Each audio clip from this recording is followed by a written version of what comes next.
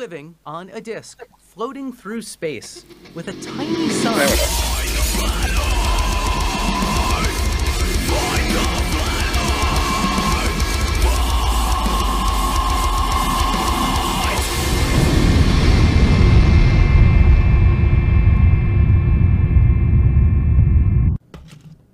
Hey, I'm FTFE, welcome back to the channel that feeds stupidity feet first into a meat grinder. Saturday night, so I thought we'd have a debate.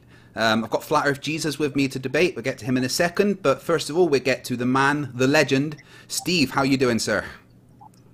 I'm drinking. Drinking. Is it needed? It's going to be well needed. Yeah. I actually loaded this up before I got... This is the truth, right? I mean, I got here, I said, hey, you know what? I don't have enough rum in this. I put enough in now. You can taste the rum now. So. I can definitely taste the rum now. So let's hope that it actually helps me make it through this. Yeah. And there's Team Skeptic. How you doing this evening, sir? Well, I said the last time I hung out with Steve, we all had a drink and we all had a great time. So figure I'd grab the Jim Beam and have another whiskey with you, Steve. I think Sounds you're right. good. We're gonna Nice. Well, I'm drinking rum, not whiskey, but hey, you know what? It's the thought that counts. But Hey, team, we're already one step up on yesterday because the Flat Earther can actually tech. Oh God. Yeah, you're right. Yeah. So you already beat the last Flat Earther we were supposed to have on Flat Earth Jesus. And how are you doing? Well, this morning for you? I'm doing just great. Just great. A little bit hungover, as you might expect after a Saturday night, but I'm hanging in there. Self-inflicted. A little bit throaty. Make it easier for me, I guess. That's it. That's it. Yeah. So Gotta give you every advantage. you and I have met quite a few times in this arena. So I thought it was about time that we have our final showdown because there's still many, many things that I think you get very, very wrong. There's no particular... Well, actually, I could say the same about yourself, mate. You get everything wrong. You say we're on a this floating through space. I mean, nobody thinks that. Not a single place that. You don't even know what you're debunking. You don't even know what you're fighting. You think nobody thinks that we're floating through space? That's right. Or are you referring to my intro? Absolutely, yeah. Yeah, completely wrong intro. You know the intro is like... what we believe. You know the intro is like supposed to poke fun at the whole thing, right? You know... Yeah, but you're making fun of yourself. What a lunatic you are, because you don't even understand what you're trying to debunk. Well, so, yeah, it's simply trying to debunk a myth when that's not what we believe in the first place at all. No, I understand that most flat earthers don't think that the disk is floating through space. There is some that think that, Ali B being one of them. Think so. Yeah, Ali B thinks that space is real, and the moon is real, and maybe even the moon landings, but the Earth is still flat. But you know, it's fine that there's still a lot of deluded people in the world. You know, we've only really been trying to uncover the true nature of this flat stationary plane for less than half a decade, and so there's obviously going to be a lot of people misrepresenting it or getting it totally wrong still until we finally get to the actual bottom of it all. But what we should be starting with is the basic premise that we know it's the physical plane, the only physical plane at the bottom of the known universe. Now there might be more layers beneath us, say a hollow earth or something, or other levels perhaps, but to the best of our knowledge this is the only physical plane.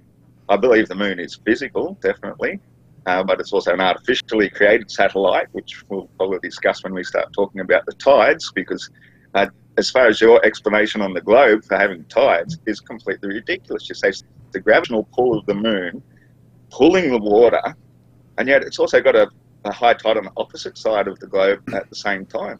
Yeah.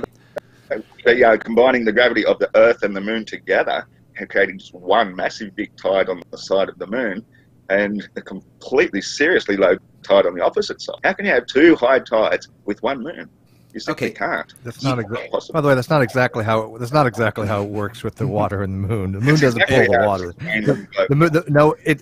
No, it doesn't. The way the model works is the moon influences the Earth, the shape of the Earth that causes bulging, that causes the tide, bulging on each side of the we can get to that. So the best way to explain the tides is to talk about the forces involved, right? So yes, you're right.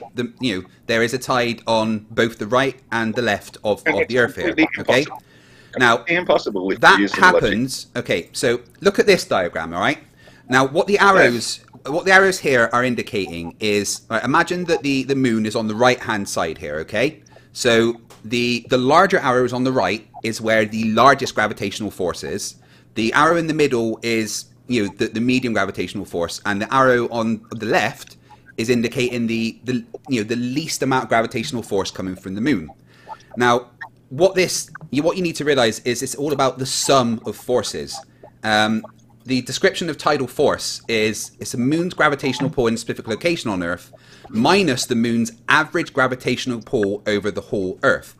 And what happens is when you actually sum out the forces, that's the wrong slide, you get this. No, wrong one, this one. Here. Right, so you get this. Because the average sum of all the forces, the average sum of all the forces means that it's actually squishing the water at the top and the bottom, meaning that it bulges out either side.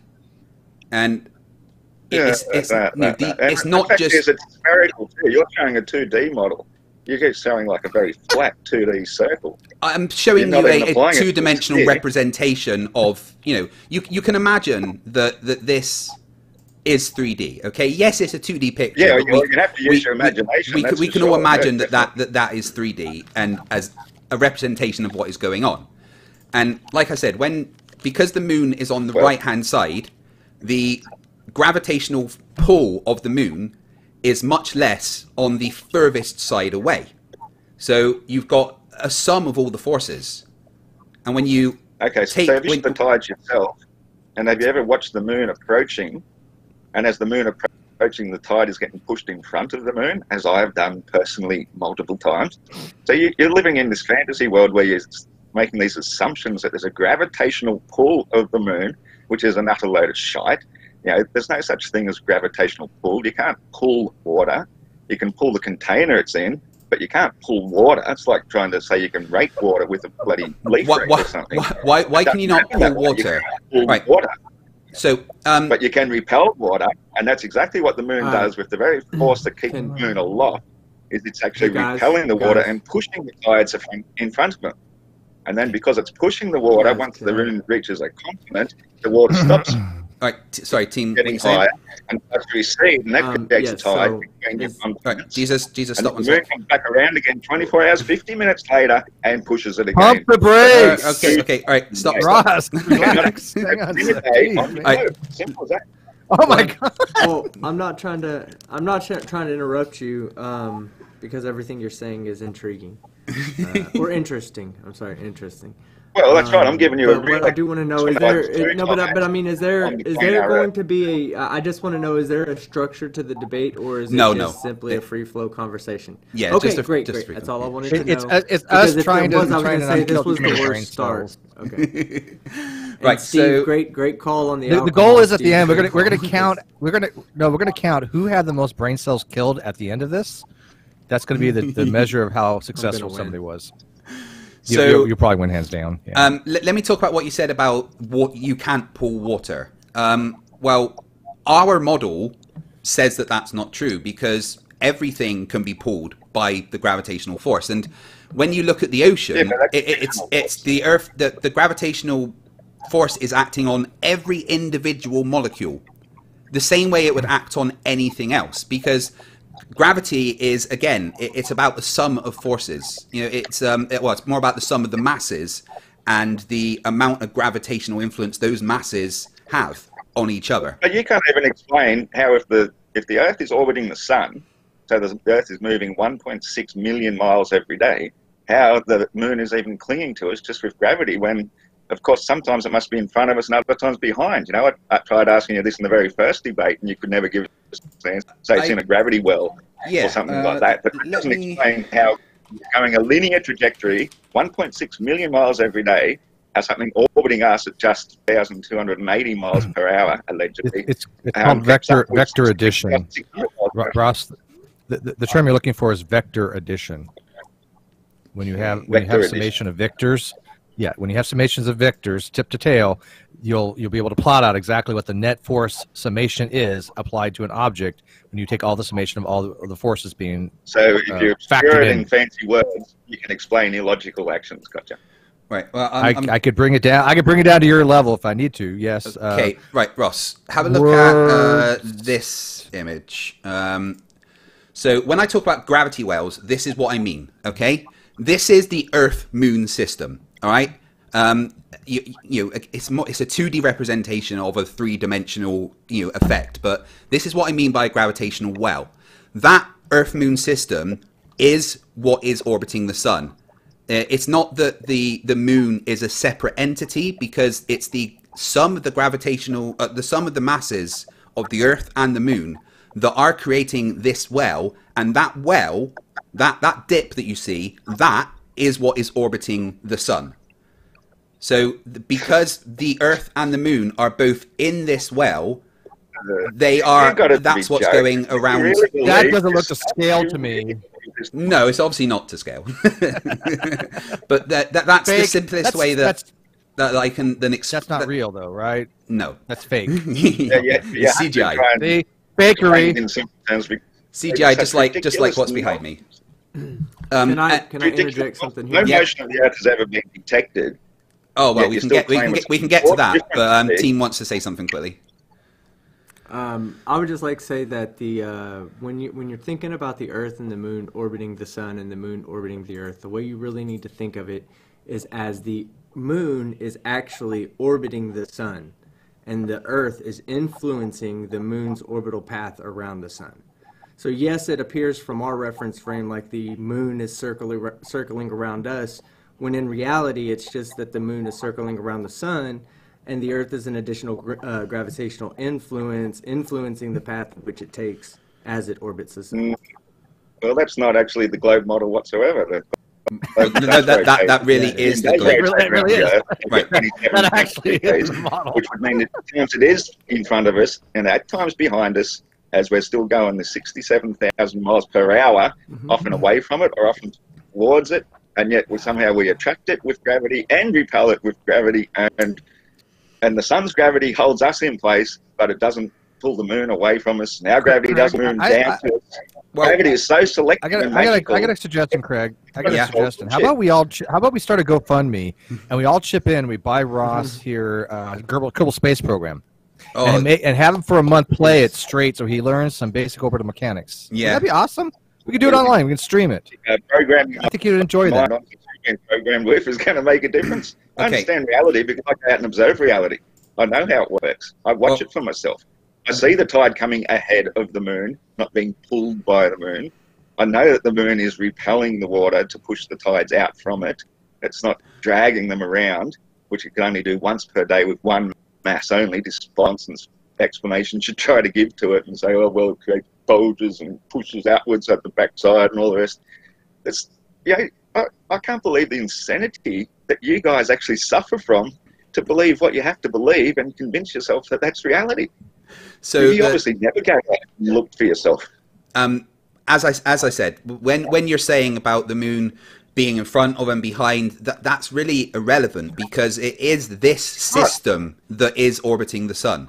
And the sun has a gravitational influence on everything that's going on. But also, the Earth and the Moon have a gravitational influence on the Sun. If you were to actually look at our solar system, the center of the Sun isn't actually the center of our solar system. It's several, 100,000 miles to off the center of the Sun because of the masses of all the things that are orbiting it. Because it is all about a summation of forces, right? But you said that there's never been detected motion, all right? Now, that is very false. And this is a guy called the Gentleman Physicist, and he did an experiment with a Foucault's pendulum. Now, it wasn't a Foucault's pendulum that had motors or anything like this one. Right? It was a pendulum that he set up in a block of flats himself. Right? Let me see if he shows you the bit that's actually. But pendulums don't impress me. The pendulum is still attached to the roof, which is attached to the building, which is the Earth. Right. Yeah, okay, you're right, absolutely. So here's the question, right? If they're all attached, then how come after a certain amount of time, the pendulum starts to drift. You get this drift, which gives you an angle, right?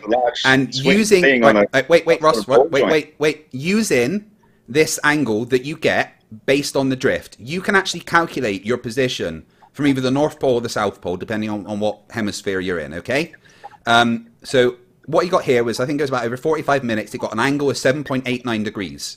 Okay, yes, 0.68 hours. Now, when you do a bit of mathematics, you can actually calculate your latitude. And when he did this, right, he did this on his own. And this is a pendulum that was, it's not metal, it's not, magnets and nothing. It's just hanging down a stairwell on a block of flats. And just the ceiling, right? And based on purely the drift that he recorded, he calculated his latitude. And funny enough, it was exactly right. And you can repeat this anywhere on the Earth, right? And you will always get on the ball point, doesn't it? Because you can have a grandfather's clock with a pendulum, and it's not going to do any drifting, right? Because it's on that sort of arm that it's on. Yeah, but that doesn't really allow it to freely move in 3D space. Now, the thing about a pendulum like this is it maintains its rigidity in 3D space because there's no other forces acting on it. Obviously, that's wrong. Okay, there is forces acting on it. There's gravity pulling it down. There's air resistance. It won't go forever because there's other things making it happen. But based on the amount of time that they managed to get it to swing and the angle that they managed to get, he was able to calculate what his latitude was, and this can be repeated anywhere by anyone. So how is it always specifically 41 minutes? Is it? Well, no, that was just how long they managed to get this pendulum to swing for, and then you can do some maths to extrapolate the rest of it. But the point is that anyone can repeat this anywhere on Earth and calculate their latitude and their distance from the North or the South Pole. So my question to you is, why would that drift be able to tell you that if the Earth isn't moving? Well, for one thing, your latitude lines are simply just circles made around a central point with, as we know, circles are made with a compass. And we also know how we found magnetic north is with a compass. And so navigational charts are all just based on being able to face the fixed star, which is Polaris, which is what happens to align with magnetic north. So that's why you've got your latitude lines drawn in ever increasing circles until you reach this place called the equator, which is the place where Polaris becomes obscured due to... Right. That wasn't my question. My specific question is, why can you... latitude, and I'm trying to explain to you what latitude is in the first, because there's no point trying to discuss how we measure the fact of what a latitude isn't really relevant. The point... Well, my point here is that you can calculate your distance to the North or South Pole, depending on the hemisphere you do it in, purely based on the drift that you get and where you are on the globe, or whatever you want to call it, but I'm going to call it a globe because I'm 100% certain it is. But the point remains that you can calculate your distance purely based on that drift. How is that the case? That's not proving that the Earth is moving, is it? Well, it is, because the explanation for that is that the Earth is actually rotating underneath it. And the fact that, if you did this on the North or the South Pole... It can't be rotating underneath it, because the whole thing is rotating all as one. So it shouldn't detect that information whatsoever, because the roof is rotating just as fast as the floor. Do you know what I mean? Do you know what I mean when I say... Do you know what I mean when I say it maintains its rigidity in 3D space? Do you understand what no for 100? I don't think he does. Right. So I'm going to go on a limb and say he does not. The simplest way to explain this is that the motion isn't rigid. As the pendulum swings, the Earth is literally rotating underneath it, because the pendulum itself and the swing maintains its rigidity in 3D space. And the way that I explain it is that it maintains its position relative to the distant stars, because that's the only way that you can literally calculate it. And the fact that this can be repeated anywhere, I'm trying to do this myself, but I'm trying to get 5 councils' permission to be able to do it in a block of flats near me. And I could, based on the drift that I get, I would be able to calculate my position on the globe. And so would you. Now, if you did this at the North or the South Pole, you would get a 15 degree per hour drift.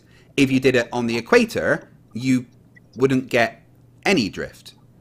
Because... But the equator's drifting faster than anything. No. The poles are basically stationary. Nah, that's the thing, right? If you... okay, let me get my globe to explain. So... Your belief, that is. If you don't... In reality, I know for a fact that the sun that is moving around above the equator that gives us the 24-hour day. So, it's not the Earth, it's the sun moving. The stars also rotate, and they take 23 hours, 56 minutes. That's why we call it a sidereal day, because that's how long it takes the stars to go around once. The moon takes about 24 hours and 50 minutes, which is why we have the moons, because we see a certain amount of the lit side at all times, which is always constantly facing the sun.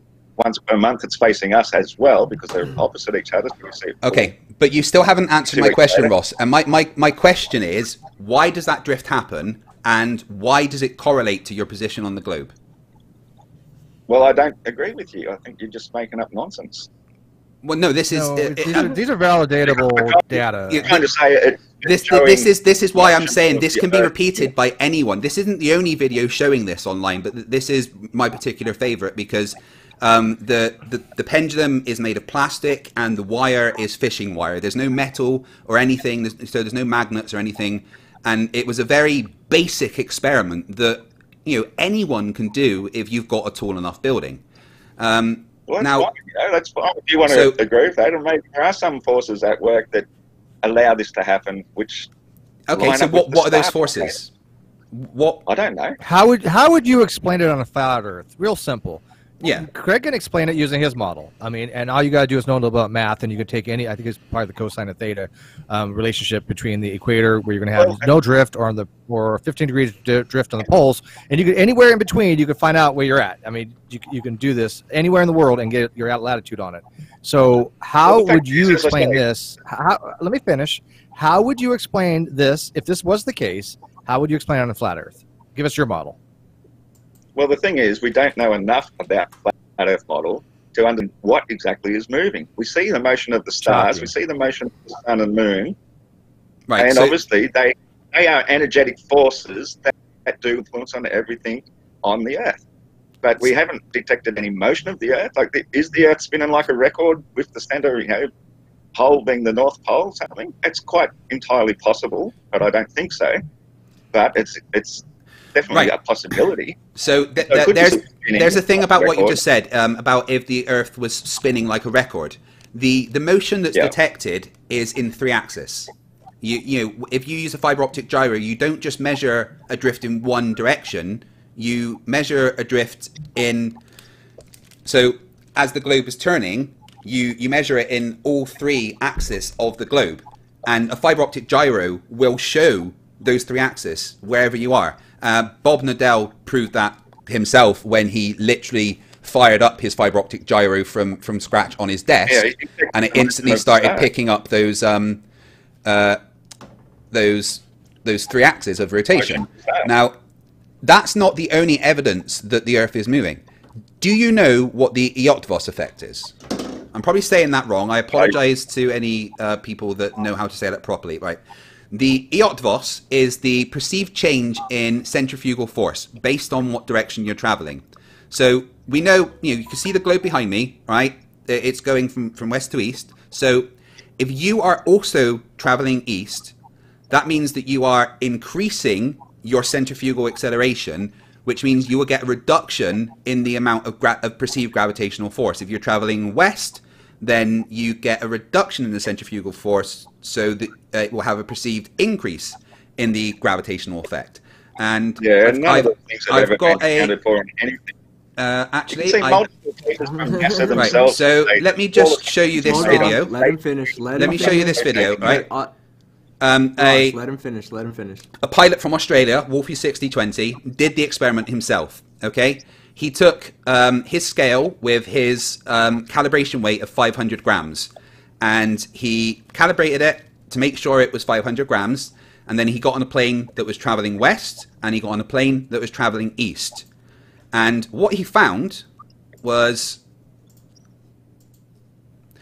when he was traveling one direction, it weighed less. And when he was traveling the other direction, it weighed more, which matches up with the predictions of what the Optos effect would do. Well, so again, my question to you... I give you a calibration weight, so you can actually calibrate your scale in the different... Absolutely. No, absolutely, Ross. You've just proven my point for me, because he calibrated it before he did these flights to make sure that it weighed 500 grams when he wasn't moving. But then he got on the plane and he put the weight on the plane. And as you can see on the one on the left, he was going from east to west, and it weighed different to when he was going from west to east. So when he's going east to west, it weighed slightly more than the 500 grams. When he's going west to east, it weighs slightly less. And that correlates with the fact that when you're going west to east, you will have an increase in your centrifugal acceleration, which will mean that there is a decrease in the perceived gravitational force, and vice versa when you're traveling from east to west. So again, my question to you is, what is the flat Earth's explanation for this? I would just say it's various air pressure. And that's why you have a calibration. He's in a plane. Every time. Right. He was in air pressure. He was in the same plane, and a plane is a pressurized container that has the same pressure. So he did this himself, and again, this is something that could be repeated by anybody. So it's nothing to do with air pressures, because it is a literal increase in the amount that it weighs. And as we know, gravity is what gives mass weight. F equals ma. So the mass was still the same. The mass was still 500 grams, but the perceived gravitational force changed because there was a change in the amount of centrifugal acceleration, because he was increasing the centrifugal acceleration by also traveling east. Okay, well, you give me a moment to ask you a quick question. Yeah, do you actually have one of these scales yourself? Have you ever used it?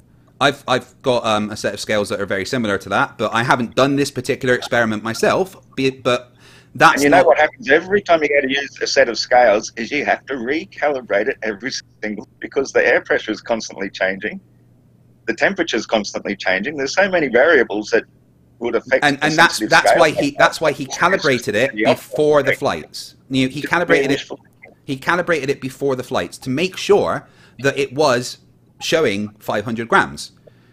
And then when he got on the plane and then he put the weight on the scales, he then got these different weights. All he's done is prove that he has to recalibrate it again. That's what you do every single time you turn it on. You recalibrate. All right. Here's my. I'll follow that up. Right. So I calibrate my scales when I'm in Australia, right? And then I go to the equator, and it's now sitting still, but it weighs. The weight is different. Why does it need to be recalibrated? Where you have to do it every time, whether you move or not move. Right. Okay. So, wait. Let me clarify what I'm saying. Right. So you're at sea level. Right. So say you're at sea level. Right. So the atmospheric pressure is 14.7 psi, both in Australia and at the equator, and it's a nice day. So it's 25 degrees Celsius at both in Australia and at the equator. So the temperature and the pressure is both the same, but a scale will still need to be recalibrated when you change your position on the globe. Why does that happen? More than likely, because that's just the nature of the scales. Why? They're made to be that you need to recalibrate them every single time. So the manufacturers designed it. I know why. I know exactly why. Because there is a difference in gravitational force where you are on the globe because of the centrifugal acceleration. Force. So, that's just mere speculation that's the reason why. Okay. Can I ask you a question? Flat Earth, Aussie Jesus. The gold and diamond industry is completely based on weight. Okay. Mm-hmm. So for the people that are more involved in that industry, they understand that gold and diamonds will weigh different depending upon the latitude that you're at. Why do they take these into consideration when their business is worth so much money and has nothing to do with, confusing the you've got people or anything like that? And you know what you're talking about. This is isn't I don't need story that first-hand evidence. This is I don't need first-hand evidence. This is a well-known fact you in do. the It's a industry. story that you're repeating that you assume to be true, but you've got no evidence that that's the case. Right. All right. Let me ask you this, They right? actively use it to this day. So, They actively use it to this day. if I was in the gold industry, Flat Earth Jesus, right, and I knew that something weighed less at a particular point, right, would it not be in my interest to take the gold from one place and then weigh it somewhere else so I can say that it's more? But once again, you still have to recalibrate your scales, and that's what you've got the calibration. Exactly. You have to recalibrate your scales, and there's a reason you have to recalibrate your scales, because the gravitational influence on the mass has changed. And this video that I'm showing you here, this video I'm showing you here is an explanation. Regardless of weight. Right. So again, Wolfie 6020 takes his scales, right, at different points on the globe. Now, I mean, even actually, let's have a look at that. 'Cause, what you're saying there, right? So if we read what the calibration scale says, the calibration of the scales has been performed at the factory. However, the weighing range can shift slightly during the shipping or due to changes in local acceleration of gravity around the world. Oh, well, if it's in writing, it must be true then, yeah. Well, this is what the makers of the scales have told you how to calibrate and the reason why. But this video, that is... It doesn't mean it's true. That is a 500 gram weight, the calibration weight, right? And he's calibrating it to be at 500 grams. Well, it was at 500 grams when he calibrated it at the other place, and then he's changed his position in Australia, and it's no longer showing at 500 grams. It's slightly increased. Where's the number gone? Why is he handling that with his bare hands? You shouldn't do that with weights, oil and stuff. True. Like for the ones that are actually like the ones that are sealed, you never touch those. No, they're like in a vacuum chamber. But this is just a standard kind of calibration weight. And I can give you the link to this video, and it. I think there's 4 different positions in Australia that he's done it on, and he's continuing this experiment throughout the year, where he's going to do it in Alaska, he's going to do it in Hawaii, I think he said, and a few other places. And look, I think you're just grasping at straws, to be honest here, Craig. I think there's far better things we could be discussing if you're trying to discuss motion of the Earth. Well, this is evidence of the motion of the Earth. Attitude, air pressure. These things are caused by the... These things are because there's motion. The rotation. There's literally evidence of the rotation. Now, we can always go back to the very, very good evidence of rotation. Periscope, we found that we were picking up a drift, a 15-degree-per-hour drift. Right. So, Ross, do you know how a fiber optic gyro operates? No, I'm not an expert on fiber optic gyroscopes. Right, let me... I know nothing about. Sorry, I should have had this video prepared. I tried to be prepared as possible. Let me get the video that I need. Hey, can you show my screen, I'm about to show my screen real quick. Yes, sure. Give me one sec. Show you this real quick. Sorry, I've lost. There we are. Okay. Give me. I just gotta add the input on my side. Give me 1 second. That's cool. Give me time to set up my thing on this side. All right.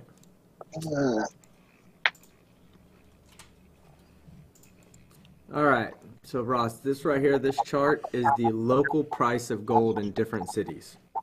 All right. And the reason why it changes is based on the gravitational influences in each city. Now, the gravitational influence is a single vector, okay, and it's a combination of all vectors that are included, and that's not only the pull of the Earth, but that's also your centrifugal force. So you have centrifugal force acting in one direction, gravity acting in the other direction, and those two together will make the same mass way different in different areas of the world. This chart is what they use in the gold industry Right here. Let's see at the bottom. Local price of gold. Sorry, it's getting a bit warm here. What have I missed here? Okay. He's going over the local prices of gold due to changing gravitation and everything. Changing gravitation and everything. Yeah. So why would they have those? Do you understand? Go ahead. Right. So what team was displaying? What team was displaying there is that gold literally costs different amounts in different places of the world, and they base that on the gravitational acceleration that they are experiencing. Right, but okay. So I want to explain to you how a fiber optic gyro works. All right, it uses something called the Sagnac effect. All right, now a beam of light is split in two, and if there's no rotation, the light will take the same amount of time to travel both paths. Okay, so then it will recombine, and you won't get any kind of interference. However, if it's rotating, that literally means that the distance light has to travel on one of the paths has changed, meaning that the light will take a different amount of time to travel the two different paths. So when the light recombines, you would register an interference pattern. It will show you rotating it the other way to illustrate that it would show the opposite rotation, and you would get a different result the other way. Now, that's what Michelson really tried to do and prove that there was no rotation. Not really. The Sagnac effect was involved, but it's very different to how a fiber optic gyro operates. We can get into an interferometer in a bit. Well, this is an interferometric fiber optic gyro, so yeah. But now, this is an explanation of how a fiber optic gyro works, and it shows that light will take longer based on the rotation of what's going on. And what Bob did with his fiber optic gyro was measure that 15 degree per hour drift, right? A 15 degree per hour drift. And the reason he had that 15 degree per hour drift was because there was an interference pattern in the gyro because it was lit on something that was rotating, meaning that one path the light had to travel was shorter. And no matter where you are on the Earth, no matter what fiber optic gyro you use, you will always register that 15 degree per hour drift. And the important thing about that is that it's not affected by anything outside.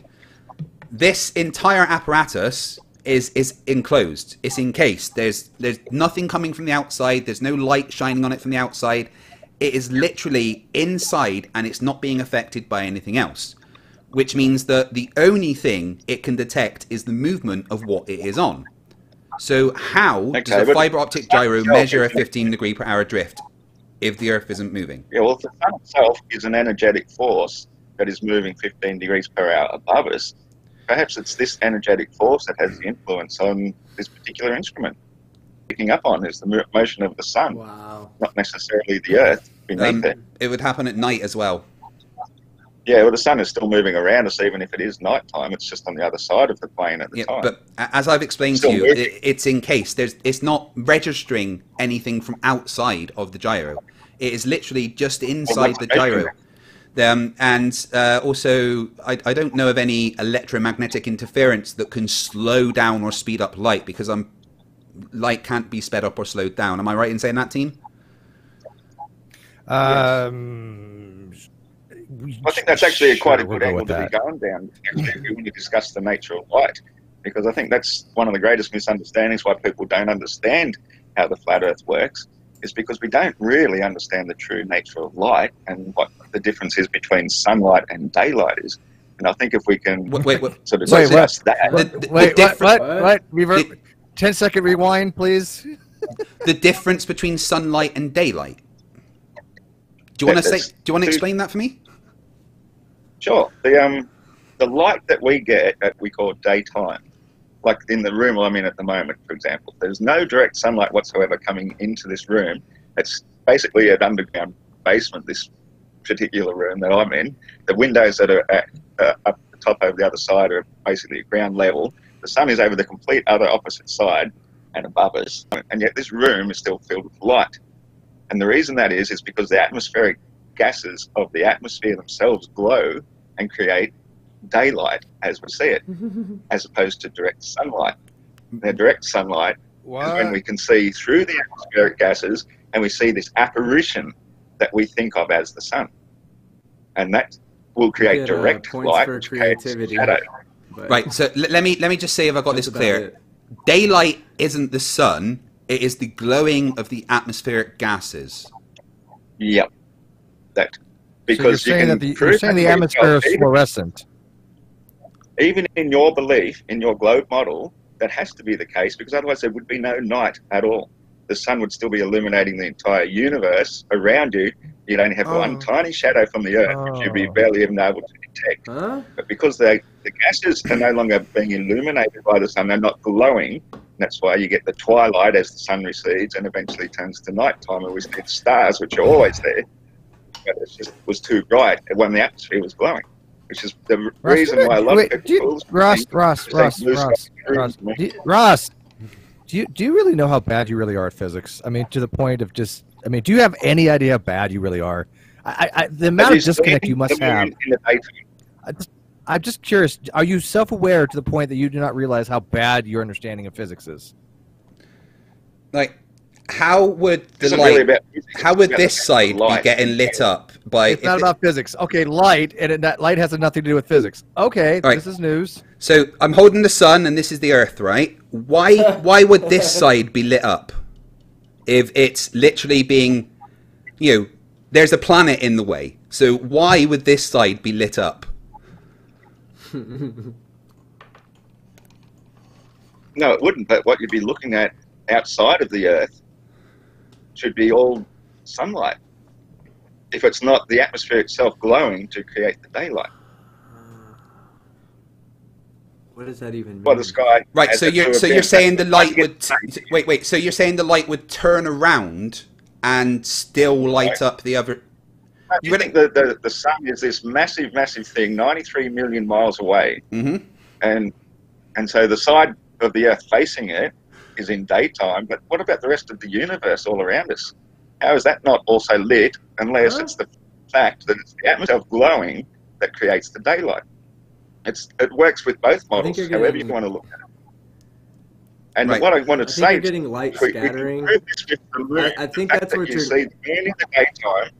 Under the moon is as though you're seeing blue sky directly, or you're seeing directly through it to see blue sky. Whereas in fact, the moon is beyond the blue part of the atmosphere, and it's only the lit side bright enough to shine through the blue. Oh my God! And that's why. Do you understand the difference between fluorescence and wait? Do you understand the difference between fluorescence and scattering?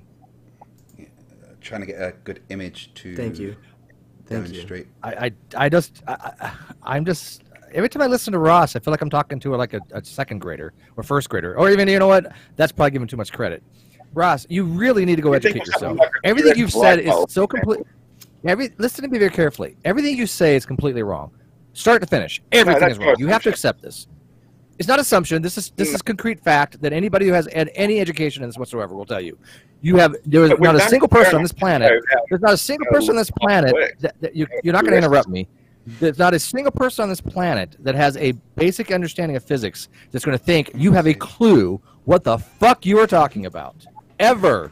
Like you have a clue what I'm talking about. You can see a fluorescent light bulb, all the gases with it, what illuminate. They fluoresce. And that's what the atmospheric gases are doing in the presence of the electromagnetic forces that come from the sun.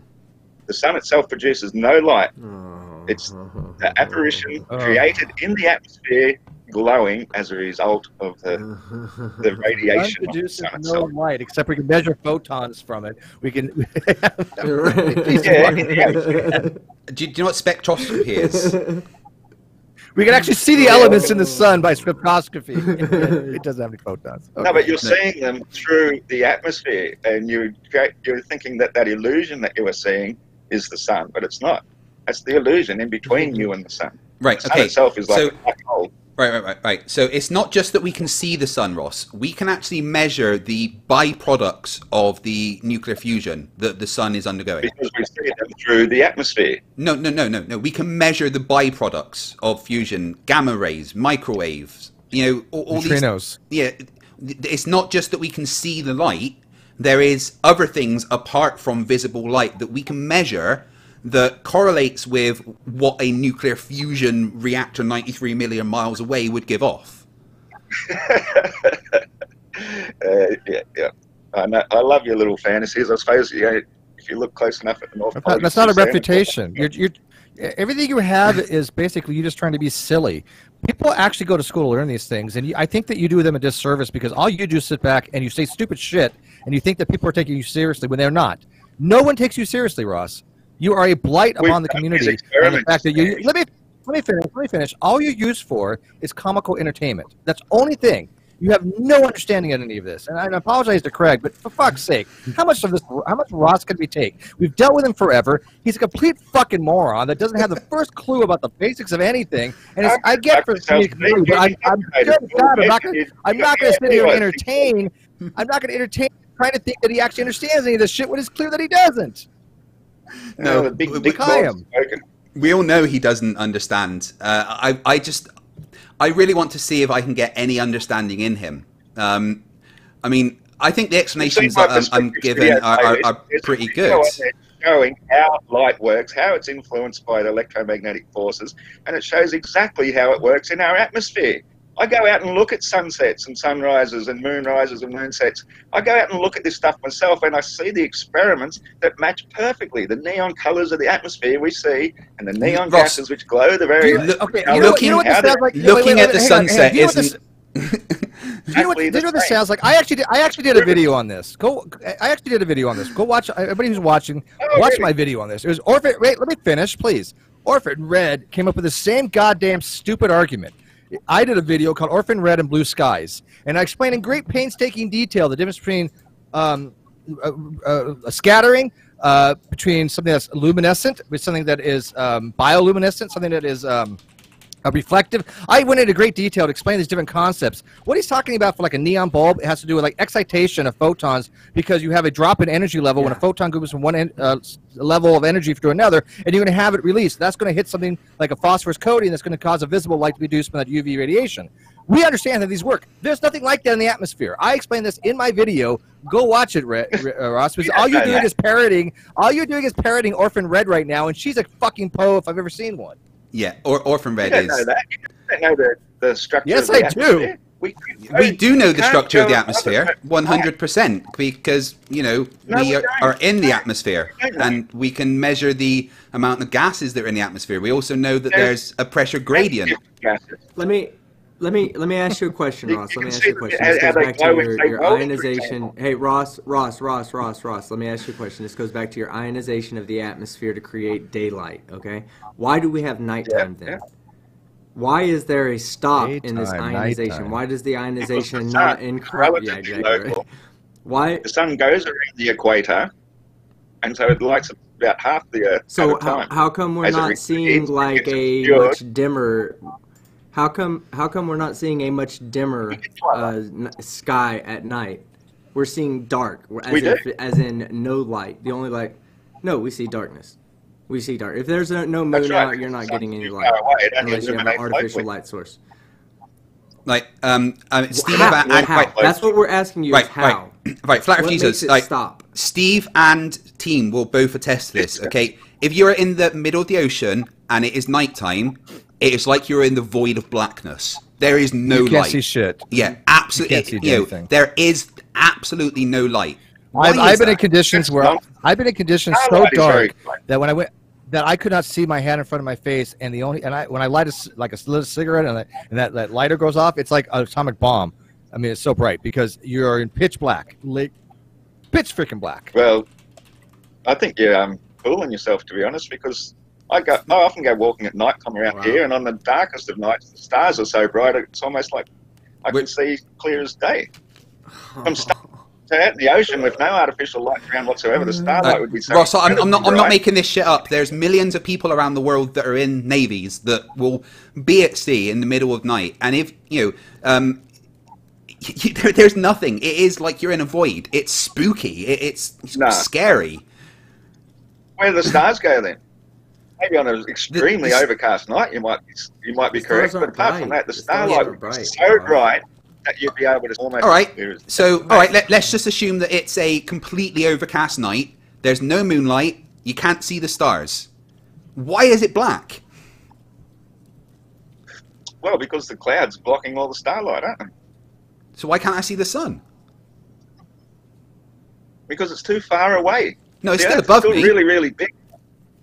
No, the Earth is too big that when something goes distant, it appears to get lower and lower in the distance until eventually the convergence of the ground level rising up to eye level, which is what the horizon is, will obscure it.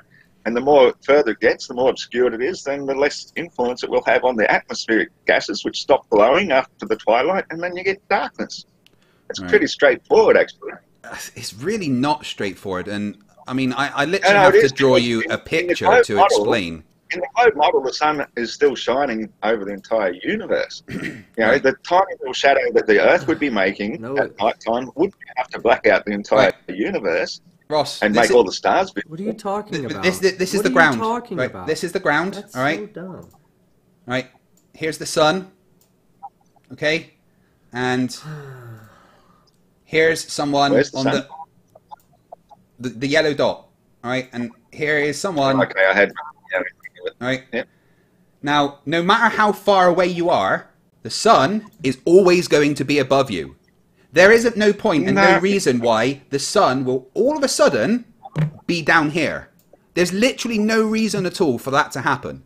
Just because you got further away from it. A tall building. As Sorry? you walk away from the tall building, the building itself appears to get lower and lower into the distance. Yeah, but it will never go underground. It hasn't shrunk. It hasn't gone over curvature. It has just been obscured by the simple fact of convergence that makes everything appear to draw towards the center of your field of view. Yeah, that doesn't make things disappear. It does. It absolutely does. Your convergence point is about 3 miles away at water level from a 6-foot height. That's where it appears. Right, okay. So let's say you've got this convergence point, but why, Ross, does it make the sun go underneath the ground? What's doing that? It doesn't.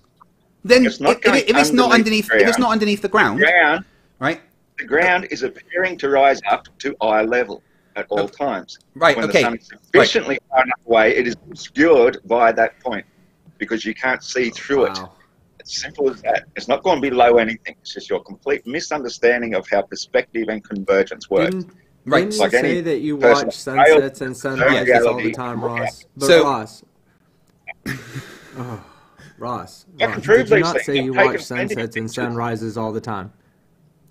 Ross, did you not say you watch sunsets and sunrises all the time? Okay, well then where the fuck is the sun going? Yeah. It's being obscured by the distant underground. In the case of Wait, what?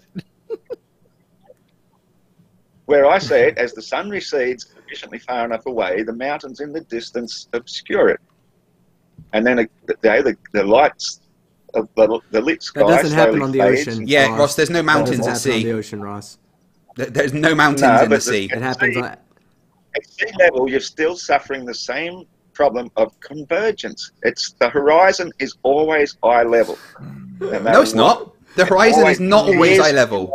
The horizon is not always eye level. The way human eyesight works, it is. I picked a bad time to stop smoking crack. Right, sorry, I'm just I've got a picture for you. You can use a theodolite if you like to try and show you what your height would be if you're viewing the horizon from the far distant place, but you're much higher than the horizon. The theodolite will show you what your level would be if you're at that distance of the horizon, but the horizon is 100% caused by the limits of your ability to see into the distance. Right, based upon your viewing height. Ross. That's right. The horizon's not at eye level. Look. It is. Look, I'm showing you it's not.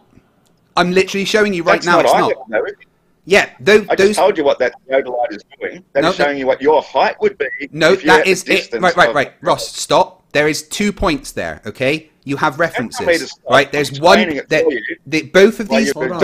Let him explain, Ross. Right. Both of these waters. Hey, hold on. Let me step in real quick. Ross, let him finish. Let's keep it civil, okay? So let him finish, and we'll give you an opportunity to respond. All right, go ahead, Craig. Okay, so both of these points of liquid are level with the guy's eyes, right? And that's showing you that there is an eye level, and he's looking out at eye level, yet the horizon is quite clearly below the eye level. That's it right there. That literally shows you right there that the horizon does not rise to eye level. All right, let him answer. Let him answer. Let him answer. Go ahead, Ross. There could be several things happening here. For one thing, like the horizon seems to be very unclear, and if you look to the far left, there looks to be a horizon at about the same level as those water levels. So that's a cloud. You're probably not even looking at the actual horizon. You're looking at a whole heap, dude, that's a cloud. Unclear haze looking into the distance. The second thing is the water level far beneath the viewer, 5,600 feet below him, still appears to rise to the center of the field of vision. This artificially raised water level that he's brought to the top of the mountain is like a crude theodolite, which simply shows what his height would be at that distance if he was that same height above the horizon. The horizon is still at eye level. That water level is just an artificial instrument that helps to show what your elevation would be in that distance. Okay, 1 second, Ross. So if there's a 5,600 foot mountain in the distance, it would be at that water level. Ross. 1 second, bud. Go ahead, Craig. Yeah. So that's not the horizon to the left of it. That's a cloud, I mean, I don't know how you can look at that and say no. It's quite clearly a cloud. It's like with all the rest of the clouds. There's a lot of clouds, and eye level would be looking at what level is, right? And as a flat earther, you're going to agree that water is always level, right? Yeah. Correct. Okay, so... Yeah, but that water is elevated to 5,600 feet. It's not the water level down at sea level, is it? Doesn't matter. It doesn't matter because it's still level. Okay, hold on. Can I explain something? What the purpose of those two water? Okay, the purpose of the two levels of water, Ross, are to show you that those two things are straight. Okay, it's a straight line. Now, for you to do that with water, you can't do that unless those things are solid and tilted up and get that same picture. You have to be holding those straight. So what he's done is he's put the camera in the middle to show you that based on those two reference points, it's a level picture, level to the direction of down. Okay, we'll refrain from using gravity. We'll just say down. So this is showing that it's a. All right. Are you going to let me make a point now? Go on. Have a look at the. Yeah, go ahead. Have a look at the square in his hand. Now that rod beneath him appears to be pointing upwards. The one at the top appears to be pointing downwards. You're looking at a convergence in reality as it occurs. So how can you say that the whole thing is showing level if the bottom appears to be pointing up? Hey, Ross, the bottom does not have to be Mr. level. Madison, Has to be level what you just said is one of the most insanely idiotic things I have ever heard.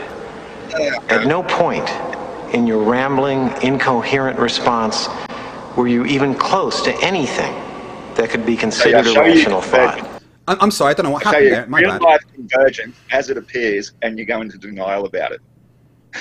Great. Sorry, team. I don't know what happened there. what we're trying to say, show back that picture, please. What I'm trying to tell you, Ross, is that the bottom thing could be a fucking circle. It could be an upward pole. It could be a downward, upward zigzag pole. It could be whatever the. Hold on. It could be whatever the fuck it wants. As long as those two things in there are fucking liquid, all right, they're going to be influenced by whatever force you want to call down. We call it gravity, you call it whatever. Okay, but as long as that's the only force acting on them, they will be level with one another. So if your camera, let's say you drop that camera 2 inches down, okay, well, the one in the back is not going to drop down, is not going to raise up as far as the one that's near to the camera. So you'll be able to tell that it's not level with those two things of water. You could refute the picture with if it was that case. But because both of them are directly even with one another, you know that that's level. That is what we're trying to say. That is level, and the horizon is not rising up that. You could put your eyes, there, that's eye level. As that picture proves. That's fine, but it doesn't reach to eye level. It does not reach to eye level. No, the picture... Which is what creates the horizon in the first place. Ross, you're being intellectually dishonest here because you cannot look at this picture and tell me that you see the horizon rise up to the same point that those two water levels rise up. That's what I'm trying to Because, tell you. as I said, what that thing if we saw that, I would agree with you. Showing you what the height of 5,600 feet would be at the distance you see the horizon. It's not showing you I level refer at back all. to what It's Steve showing said. You have your no idea level what you're in the talking about when it comes to physics. I know exactly what I'm talking refer about. back You to guys have been Steve. intellectually Wait, hang on. Okay, wait, Ross, why? Okay, how is it possible that you claim you know about physics, but every single simple physics question that's ever been asked of you, you did not know the answer to, or you got wrong? Why is it every single one? You don't even know a basic formula. I don't think. Wait, no. This is demonstrable. You've been on. You have been on numerous times. You don't even know simple math. What's 2 squared? I don't think you even know. I rest my case. Right. I rest my case. Okay, right. You have no idea about the most basics of math, and yet you think you understand physics. You can't even tell me what 2 squared is, Ross. 42. How is that possible? You think you understand math? 42. Right, Ross, right, let's get this nonsense about your conversion out of the way, okay? You've seen this before because I know I showed this to you in my very first debate with you, right? The camera height is 210 meters. That bridge, the top of the bridge support is 210 meters. I know that because this is literally 10 minutes down the road from me, okay? Those mountains that are behind that bridge are above 500 meters. So if it's all to do with convergence and things, distance diminution, whatever you say, why is the bridge also not, getting smaller with this diminution? Why is it only the things that are really, literally twice the height of that tower bridge, twice the height of what that bridge is, yet they appear below it? Like, how much further away are they than the bridge is? I think it was about those hills were maybe 3.5 miles back. I'm not entirely sure of the exact distance. I could get that for you. I know the person that took this photo very well, Miles Davis, a very respected member of our community. But the fact that the camera height and that bridge, the top of that bridge, are the same level, gives you a reference point. It gives you 2 reference points to say that this is level. It's showing you that these are the same. Yet the thing behind it, which is we know to be higher. We completely don't understand perspective whatsoever. And that when something is more distant, it will appear to have shrunk far more than something that's much closer. That's just how perspective is. No, wrong. Okay. Correct. Sorry. Otherwise, that picture wouldn't exist that way. The mountains would appear twice the height. This picture, no. Well, on the flat Earth, you should never have something. If you are at a level of 500 meters and you're looking at something at a level of 500 meters, everything below 500 will appear below eye level. Everything above 500 will appear above, no matter how far you go. Okay? It does not matter, Ross. Okay? It does not matter. You continue to go. 500 meters is 500 meters off the bottom. Everything below is below your eye level. So if you see a mountain whose top is below your eye level, then by definition that mountain must be less than at least 500 meters. If not, if it's not less than 500, that means the whole mountain, the bottom of the mountain is going. You got no idea how you don't understand geometry either. Pardon me. Dude, come on. Well, geometry Ross. can't explain because geometry is. Don't make me pull out the Microsoft Paint on you, okay? Right. Don't make me pull out the Microsoft Paint on you. I need to ask you a very basic question. Do you know what non-Euclidean geometry is? He doesn't know what 2 squared is. You're asking what non-Euclidean geometry is. Come on. Really? See, Steve, I don't think he knows what a triangle is. I forget that I have to speak down this far. Ross, no, you can't speak down this low. Ross, and I might be, but here I am. I want to demonstrate to people how many sides are in a triangle. 11. Close enough. Okay, we'll give it to him. Yeah, sounds about. It's approximately plus or minus. So do you know anything about math? Have you taken any math whatsoever? Because when Craig was talking about 30 years ago. When he was talking about the experiment for the focal pendulum of how you could determine your latitude based upon the distance between either on the equator or the pole, there's a mathematical formula for this. Now, I don't know what it is off the top of my head, but I'm going to assume that's the cosine of the theta. So do you understand how to use something like that math? Why this would actually work? Because you don't understand the math. Arc sine is arc sine. Okay. Yeah, latitude equals arc sine. Okay. That's because I'm trying to explain to you what latitude Because usually on a fourth equation it's cosine, like the law of cosine. What Ross? Sorry, Ross. What did you say? Oh, I was just saying that, there's no point even trying to talk about this if you're not even explaining what latitude is in the first place, which is just bigger and bigger circles around the midpoint. Well, how about you start with basic math? Let's get down to the basics, man. Fuck this shit. This stuff is way over your head. Start with the basics. Learn the difference between cosine and sine. What a latitude line is in the first place. There's no point trying to explain how fucking far away exponent it is. The midpoint on the maps. It's all based on old ancient superstitious maps around the magnetic north center in bigger and bigger circles until you reach a point around the equator where Polaris disappears from view, which then made the superstitious people think they'd let me ask you a question, Ross. May I ask you a question?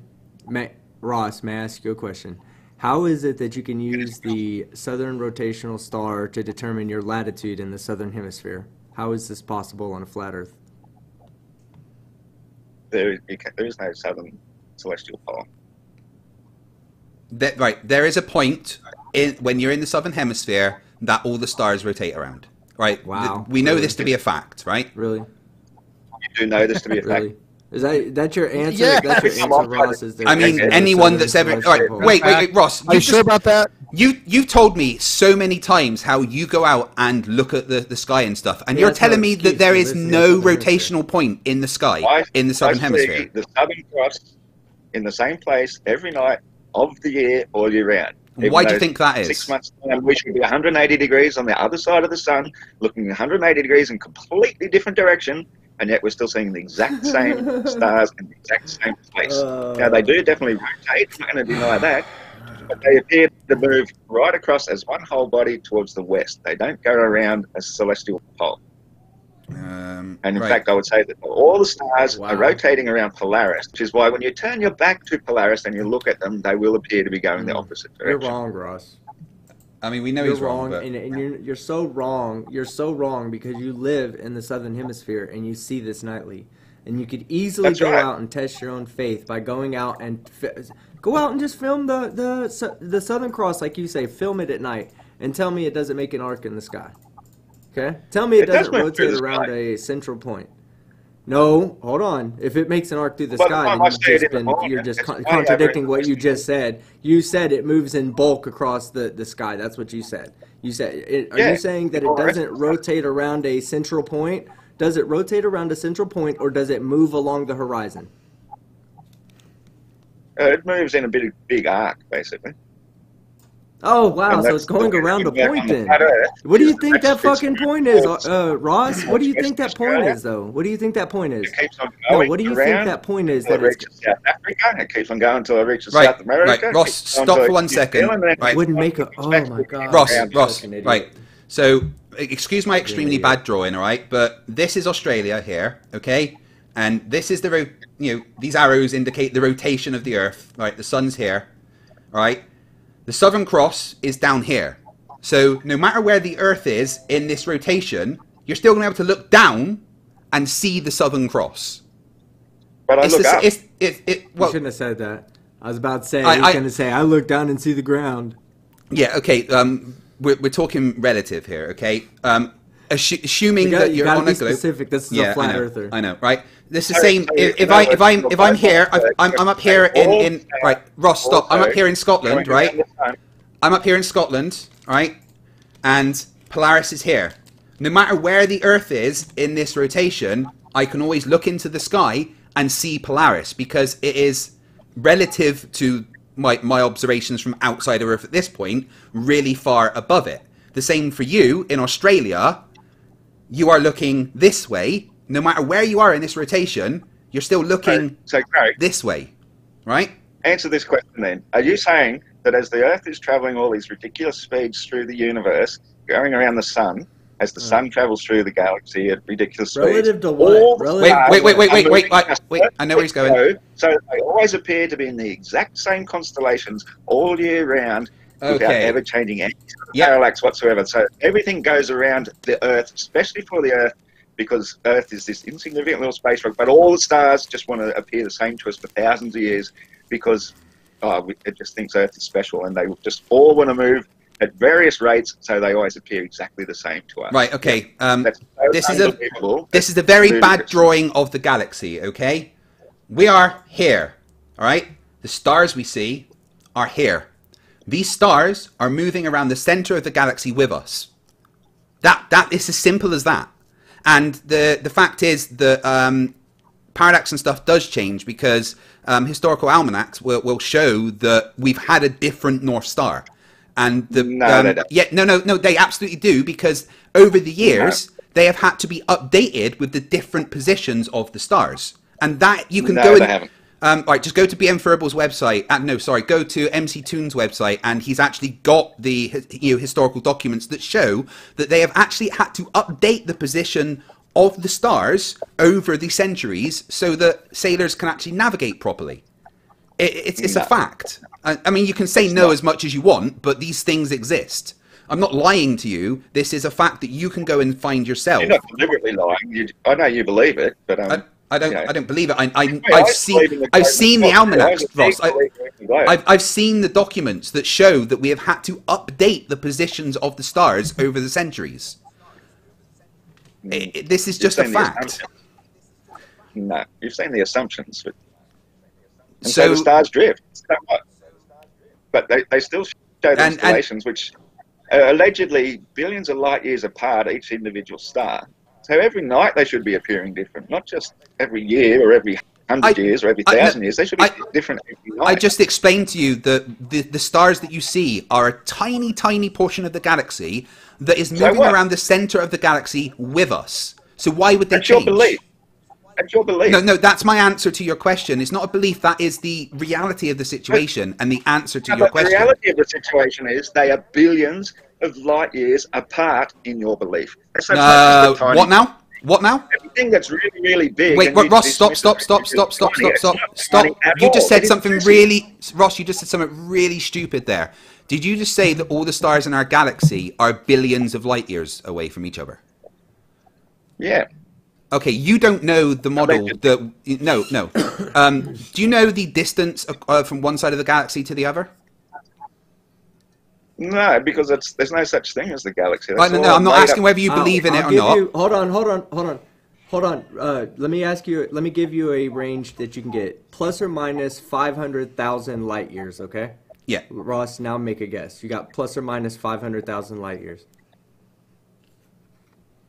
For what? This is our model you're talking about. That you're saying for the size, but it's the size of the Milky Way galaxy. I'll give you, make a guess, and you have plus or minus 500,000 light years. Okay. Now you're ready to say that we don't know what we're fucking talking about. You're no more than 500 miles away. No, I'm saying our model. Yeah. How big does our model have it? You say you can debunk our model. You should know our model. Ross, you're totally avoiding the questions. Right. The question is, in our model, how big is the Milky Way galaxy? Whether you believe in it or not, what does our model say? It says it's a load of bullshit, which I no longer believe in. No. Answer the question. What does our model say it is? You're trying to refute the model, so you need to know it. So what does our model say how big the Milky Way galaxy is? Ridiculously, stupidly big. Give me a number. 7. Right, you're stupid as fuck. You said billions of light years earlier. Dude, he didn't know how to do a simple square, and you're now figuring out these stupid as fuck. Well, how long did it take you? The observable universe is only about 14 billion light years across, and that's like the observable universe. Craig, if you're going to have Ross, big figures, they become meaningless. Craig, so why should I retain ridiculous, stupid figures? If you're going to have meaningless? Craig, if you're going to have Ross on, what you need to do, you have to assume he has the mental capacity of a 2-year-old and start at the very, very basics. I'm talking like 1 + 1 = 2, 2 + 2 = 4, then you'll move to maybe division, multiplication, exponents, then basic formulas. Because, I mean, hey, Ross, what is F = ma? Steve, you're insulting yourself when you try to insult my intelligence. This is what I'm saying.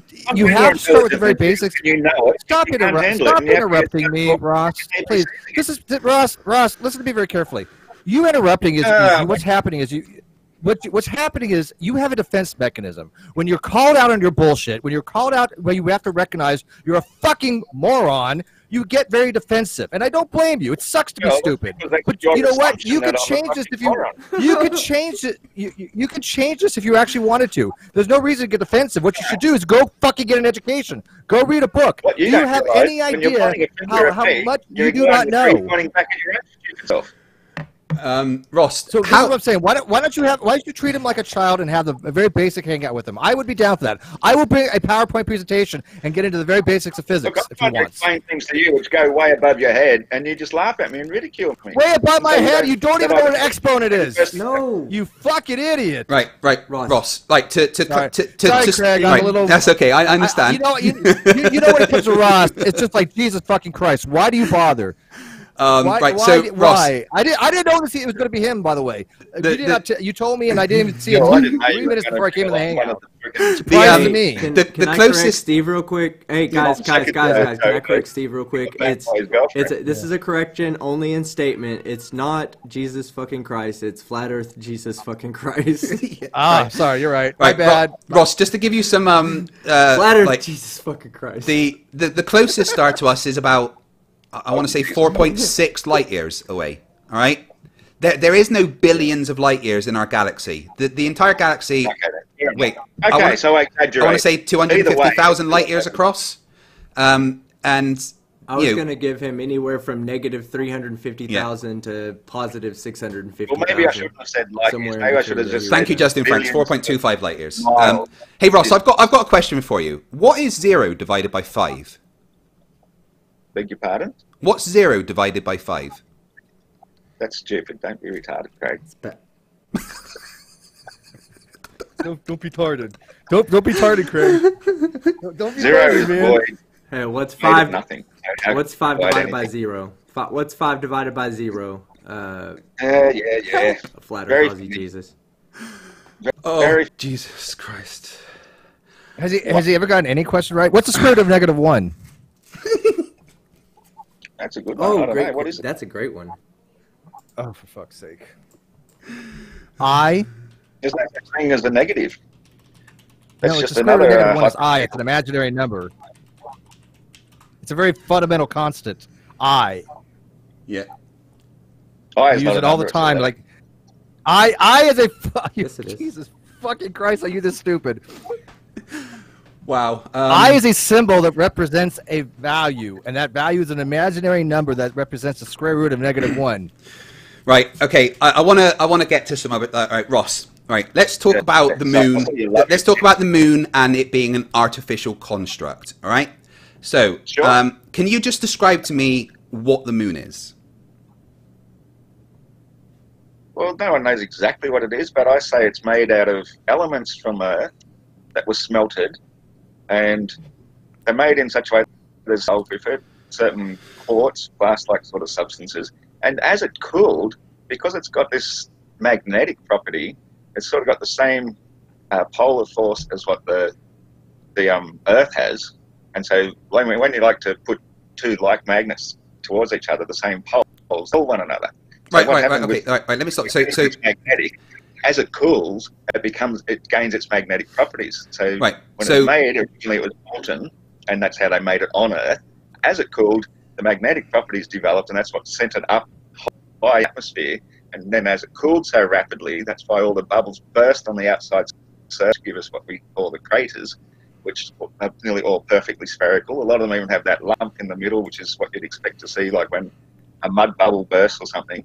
But they set really quickly once they gained their height, and by cooling so fast, that's why there's some of them look as though they went off like big explosions or everything, but none of them are actual meteor hits or anything like that. They're all burst bubbles, cooled quickly, and it's basically a giant hollow sphere, and that magnetic force that keeps it aloft is what's also repelling the tides in front of it as it moves around. So we wouldn't have the tides without this repulsive force, which is the same force which keeps the moon aloft, travelling around above us, made by some mad genius, I would imagine. Right. Who's probably able to bioengineer science, so capable of doing the physical work. Right. So you're not saying that it was filled with a gas or anything, then? Not necessarily.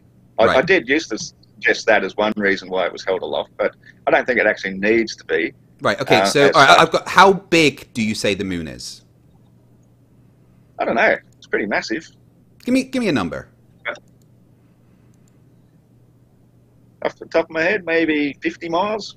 Right. So, So if you were to calculate the surface area of the moon, how much quartz do you think that would be, and how much do you think that would weigh? I'll tell you, I've got no idea. Right, a fucking lot. But I don't know what it's made of, to be honest. But whatever it is, well, it would have to be made from something from Earth, right?